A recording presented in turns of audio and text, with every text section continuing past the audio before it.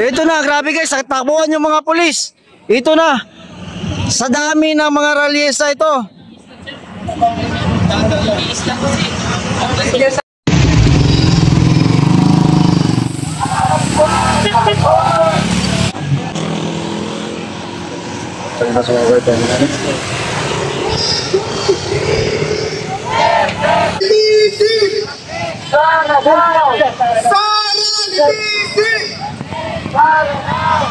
Mga kasama, muli po tayong narito sa gate ng Senado. Ipakita po natin ang ating galit. Ito na, grabe guys, nagtakbuhan ang mga pulis.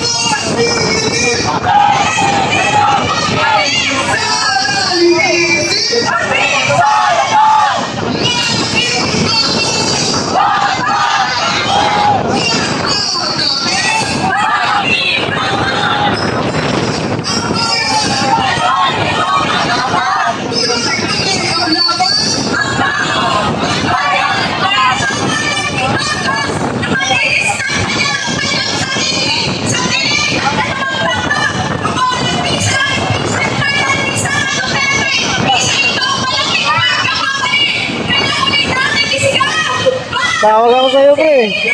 Punta na yun, punta. Muwi kasi ako. Uy ka? May joyride dyan, sumakay ako.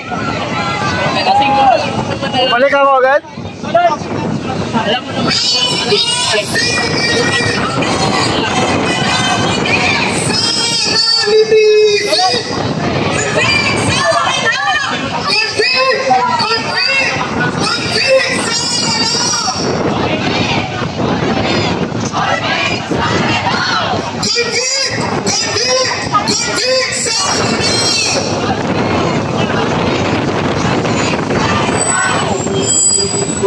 Bigyan tayo ng konteksto ng ating pagkilos ngayong araw tinatawa po natin. Si Ma'am Martina mula sa Bagong Alyansa ng Kamatayan. Konflict! Konflict! Konflict! Sana!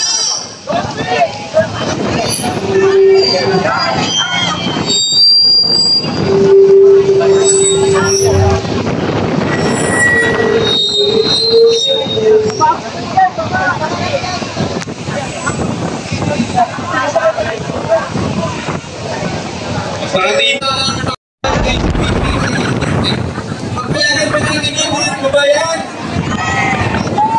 Kahapon, maraming sa mga senador pumalakpak sa zona ni Bongbong Marcos kung marinig nila ang bahayan na nalabanan daw ng pagkahanaan ng Diyos. Sana dito na lang napunta ang pera ng mga mayang Pilipino. Meron akong statement na babanggitin at kukumpletuhin yung statement. Mayaman ang Pilipinas, ngunit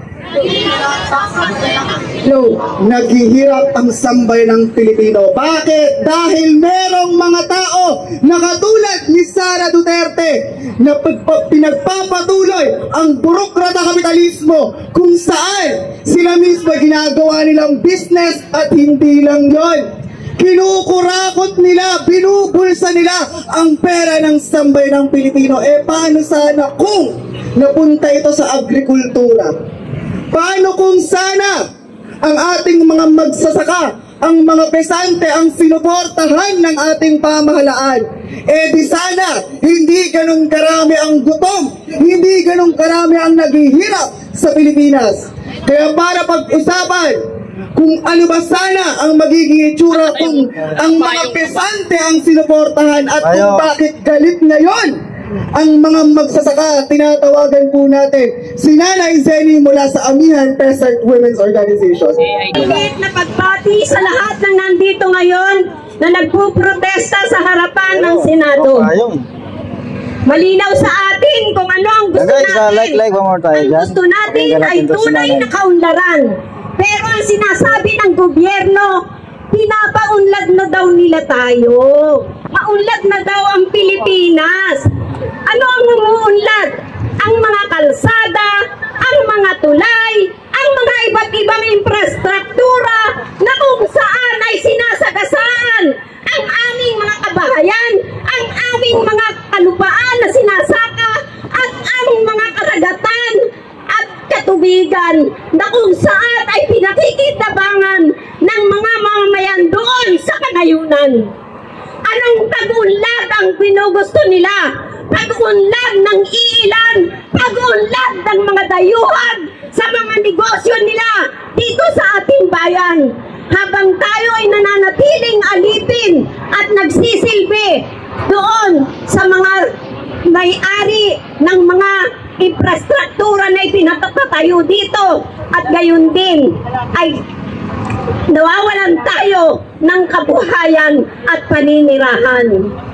Napakaraming proyektong pangkaunlaran na sinasabi nila sa buong Pilipinas. Madagat man yan, makabundukan, at maging sa kapatagan. Pero nasaan ang papel? Nasaan ang pag-unlad ng mga magsasaka sa ating bayan? Kung tutuusin ay kayang-kaya ng naming mga magsasaka na tugunan ang pangangailangan ng pagkain ng ating bansa kung may political will ang gobyerno na tulungan at paunlarin ang kanayunan. Kitang-kita natin kung paano ang ginagawa nila sa halip na alisin ang mga batas na sumasagka sa pag-unlad ng kanayunan, ay bagkos inilulublog nila ito sa mga batas na kung saan ay pabor sa mga negosyante at dayuhan. Nandiyan ang Republic Act 11203 o Rice Tarification Law, pero sa amin ito ay Rice Liberalization Law. Malinaw na tayo ay rice producing country. Kayang-kaya natin ito, pero bakit tayo ay kailangang maging #1 importer ng bigas dito sa ating dito sa Pilipinas o sa buong mundo? Nakakainis. At kami sa kanayunan, kahit na tuloy-tuloy ang aming pagsisikap, ang aming paglaban, ang aming mga ginagawang pagpapaunlad sa kanayunan, ay pilit na sinisira ng mga militar doon sa kanayunan. Ito ay sa utos na rin ng mga naghaharing uri na nakikinabang sa negosyo doon sa kanayunan. Kaya tuloy-tuloy lang din ang aming paglaban. Hindi pwedeng huminto kami sapagkat walang kinabukasang mangyayari sa aming mga anak at sa mga susunod pang salinlahi kung hihinto ang mga magsasaka para sa kanilang paglaban sa tunay na reforma sa lupa na alam natin kung maipapatupad ay hahantong sa isang tunay na pambansang industrialisasyon. Malinaw na ang pagkakaroon ng tunay na reforma sa lupa, libreng pamamahagi nito, at ang pagpapaunlad na gagawin sa kanayunan ay magiging tuntungan para sa mga iba't ibang mga produkto na pwedeng malikha dito sa ating bansa na kung saan ay lilikha ng maraming trabaho at gayon din ay siyang magliligtas sa atin sa kagutuman. Kaya naniniwala kami, ang laban ng mga magsasaka ay laban nating lahat. magkaugnay ang laban ng mga magsasaka, kaugnay ng lupa at pagkain. Sapagkat tayong lahat ay kumakain. At kung susuportahan ninyo ang laban ng mga magsasaka, tayo ay uunlad. Tayo ay magtatagumpay. Kaya tuloy-tuloy lang ang ating laban. Huwag tayong manahimik. Huwag tayong magbulag-bulagan at magbingi-bingihan. Patuloy tayong mag-organisa, magpalawak at magpalakas ng hanay. Kung ngayon man ay may paghina, may paglakas din na hinaharap.